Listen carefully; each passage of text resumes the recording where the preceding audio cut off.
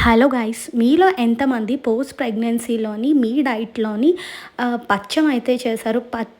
పచ్చం or whatever it is, నాకు ఆ వర్డ్ అయితే కరెక్ట్‌గా తెలీదు.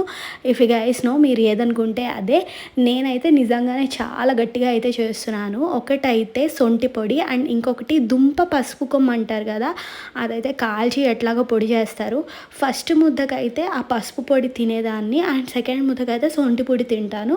మిగతాది వచ్చేసరికి కర్రీతో పాటు తింటాననమాట. ఓన్లీ నువ్వుల నూనె మాత్రమే యూజ్ చేసి నేనైతే ఫుడ్‌తో కన్జ్యూమ్ చేస్తున్నాను. ఎందుకంటే నువ్వుల నూనె కొంచెం బలమంట అండ్ దానికి ప్రోటీన్స్ అవి కూడా ఉంటాయి అని అంటారు కదా! సో, అందుకని నువ్వుల నూనె తీసుకుంటే మంచిదని చెప్పేసేసి ఈ పోస్ట్ ప్రెగ్నెన్సీలో నేను ఇప్పటివరకు ఎన్ని డేస్ అయితే నాకు డెలివరీ అయిందో అప్పటి నుంచి నువ్వుల నూనె కన్జంప్షనే ఎక్కువ ఉంది నాకు.